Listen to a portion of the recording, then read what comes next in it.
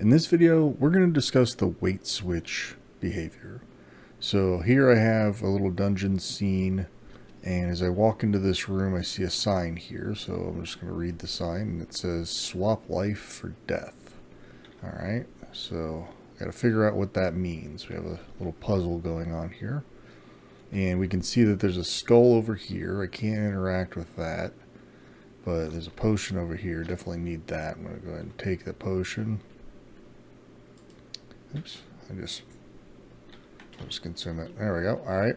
So now we have this open space that we need to figure out what to do with it. It said swap life for death. So we have death all around us. Let's just pick it up and put it on here.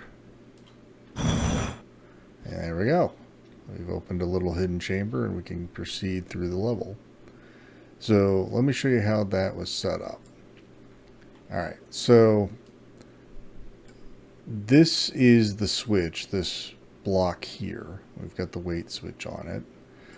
But in order to pull this particular scene off, there was a number of things that needed to take place. So first of all, I had to have carry object somewhere in the level.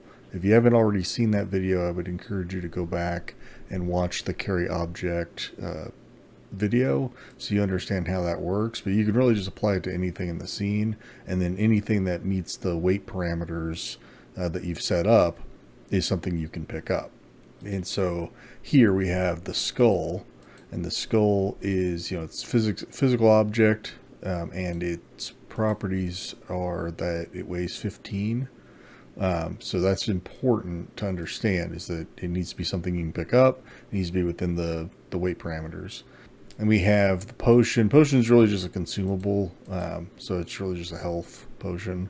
Again, I won't go into all that detail on that because we're here to focus on the weight trigger, but all of these things are important for this particular scene.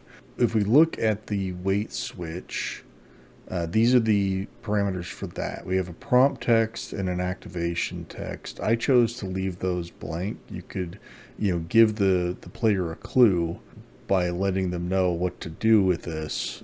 Maybe it's a scale or something, and there's some labeling on it.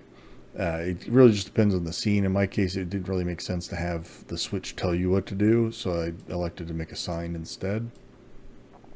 But that's what, this is what it would tell you to prompt you, and this is what it would tell you once it's activated. The activation weight, I just set it to 9. I just picked a number. It didn't really matter what it was, as long as the bottle didn't weigh enough to trigger it. I think the bottle, I put it like 5, and the skull was enough to trigger it. That's all that really matters. So the activation weight, how much weight needs to be on the trigger in order for it to activate. And that could be a combination of things. Maybe you have one thing that is 5 and another thing is 4. That should be enough. So you can pile things on and activate it that way. We have the player weight. So how much of the player weight should factor into the overall weight on the trigger, right? Because if you can imagine, if this is a panel on the floor, or a scale on the floor, the player is probably going to be stepping on it a little bit to be able to place the object on the scale. So does the player's weight matter? Does it make a difference? In my case, I put it down because I didn't want that interfering with me dropping the item and triggering it prematurely. The movement is just how much is the trigger going to move once it's activated. So once I let go of that skull, probably didn't see it, but the block moved down by 3 units. And then the sound is just what plays when it's activated. And then that, of course, is logic linked to this wall, which is just a sliding door. So that's what triggered the opening and allowed me to pass through to the next level. So that's it. That's how weight triggers work. This is just the idea that I had for how I might use a weight trigger and create like an interesting puzzle. There's any number of different ways you can use this, and so I'd be really curious to see what other people do with this one, because I think it's it's got a lot of possible uses, and I think it's important for us to incorporate puzzles into our game, really regardless of what kind of game it is.